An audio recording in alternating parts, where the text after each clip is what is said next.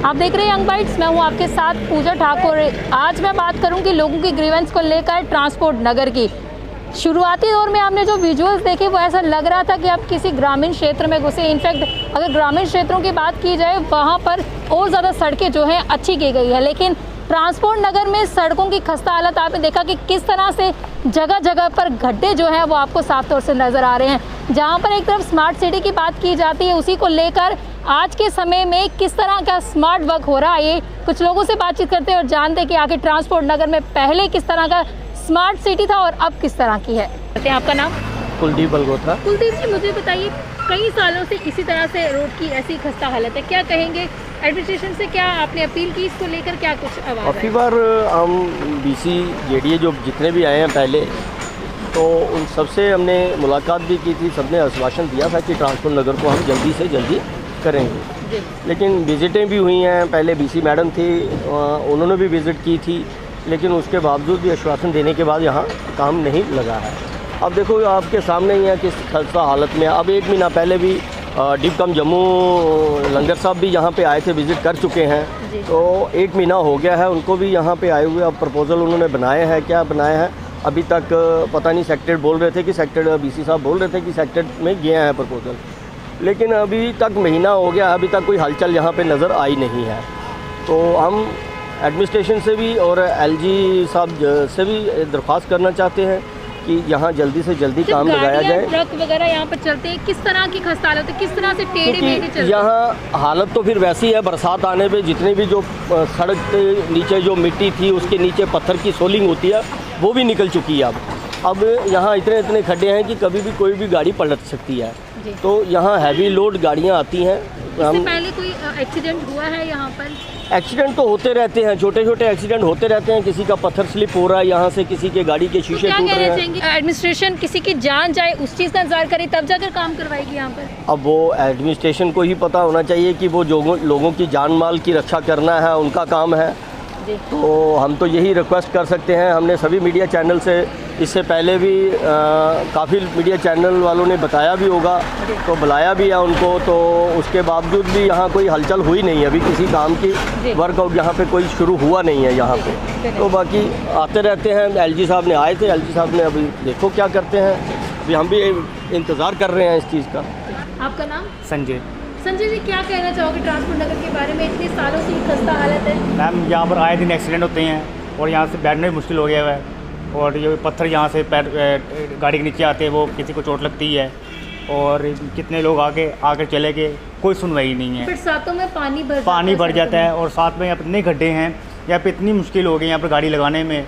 और ये जाम का कारण इसलिए बनता है, यहाँ पर सड़कें सही नहीं हैं और कोई सुनवाई यहाँ पर कोई नहीं है। यहाँ पर कोई आते हैं, देखते हैं, पर बस कोई सुनवाई ऊपर तक नहीं जाती है। ठीक है, करेंगे ये वो कुछ भी नहीं। एडमिनिस्ट्रेशन आए थे, आगे उन्होंने देखा था, मेरे साथ भी आए थे, उन्होंने देखा था, पर उन्होंने बोला था कि ठीक है हम ये इसको मतलब करवाएंगे। तो उसके बाद कोई सुनवाई नहीं है, बिल्कुल एकदम मान के चलो कि यहाँ पर कितने डिपार्टमेंट के यहाँ पर। एक तो पहली बात, यहाँ पर जो ट्रांसपोर्ट में जो यहाँ के इंचार्ज हैं, अभी तो वो उनकी तक बात गई थी, पर उन्होंने कोई तरह से कोई सुनवाई नहीं है। तो मैम ये बिल्कुल नहीं, सारे सुनते हैं, यहाँ पर काम करने में कोई नहीं आता है। ये नहीं कि यहाँ पर मतलब कि कोई वो हो जाए। एक दफ़ा यहाँ पर सिर्फ सड़क बनी थी, उसके बाद बिल्कुल नहीं बना, तब से लेकर अब से लेकर अभी तक इसका यही बुरा हाल है। और यहाँ जब बरसातों के टाइम में पानी इकट्ठा हो जाता है, दुकानों तक पानी आ जाता है, तो यहाँ पर सुनवाई बिल्कुल नहीं है। आपके काम पे भी असर पड़ता है? काम का असर पड़ता है, गाड़ियाँ लगाने की जगह तक नहीं होती है। आपका नाम? गुरविंदर सिंह जी। गुरविंदर जी, क्या कहना चाहोगे ट्रांसपोर्ट नगर के बारे में? कितने समय से ऐसी हालत है यहाँ की? ये मैडम ये बना 1990 में जी। उसके बाद यहाँ पे कोई डेवलपमेंट, कोई कुछ, या सीवरेज सिस्टम नहीं है। रोड्स की पोजीशन आपने देखी है, यहाँ से पैदल चलना भी बहुत मुश्किल है। तो बहुत बार हमने अप्रोच किया है गवर्नमेंट को, बहुत टाइम से अप्रोच किया है। हर बार कहते हैं हो रहा है, आ रहा है, ये प्लान बन गया है, फंड आ गया है, फंड हो जाएगा, हुआ कुछ नहीं है। कितने साल लगे ये बोलते हुए? हम लगातार कंटिन्यूस बोल ही रहे हैं, पिछले तकरीबन 15-20 साल से लगातार बोल रहे हैं और ये नहीं कर रहे। हमने इनको स्मार्ट सिटी की बात की जाती, स्मार्ट प्रोजेक्ट्स की बात की जाती, क्या लगता है अगर मैडम ऐसी हालत रही कब हम देखेंगे? मैं तो ये एडवाइस करूँगा, जितने इन्होंने बोर्ड लगाए ना स्मार्ट सिटी के रोडों के ऊपर, वे स्मार्ट सिटी, अगर इतना अच्छा डेवलपमेंट में लगाते ना, तो जम्मू की कम से कम भी 5-6 रोडें जो अच्छी बन जाती। कोई 5-6 एरिया अच्छे डेवलप हो जाते। ये बोनू पे उन्होंने इतना पैसा खर्च लिया पर अंदर कुछ नहीं है आपके सामने। आप रोज़ आओ तो मीडिया वाले हो, आप मेरे से बेहतर जानते हो। क्या करते हैं जी, अपील क्या करेंगे? अपील यही करेंगे कि कुछ काम करो, ग्राउंड पे आओ, ग्राउंड पे देखो। हवाई चलने से कुछ नहीं होगा।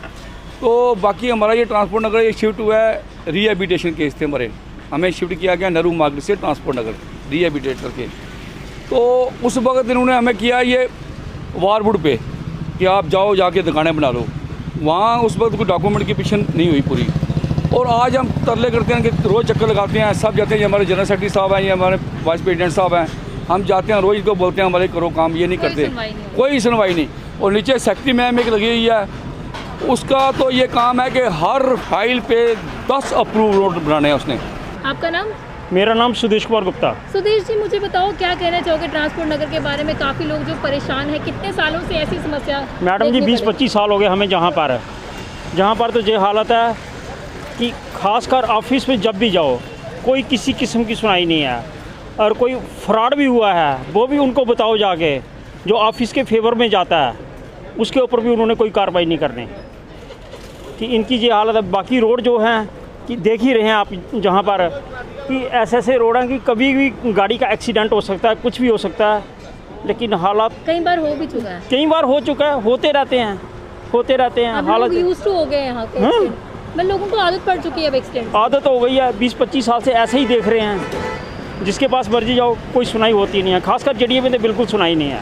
तो यहाँ के कॉर्पोरेटर से हमने बातचीत की, कॉर्पोरेटर से भी बात की है, वो भी कहते हैं देखते हैं, बात करते हैं, लेकिन कुछ होता नहीं है, कुछ होता नहीं है। धन्यवाद। बाकी सेक्रेटरी मैडम जेडीए की है जो, वो तो बिल्कुल किसी भी किस्म का कोई फ्रॉड लेके जाओ उसके पास कि ये फ्रॉड हुआ है, उसने फ्रॉड को भी नहीं देखना।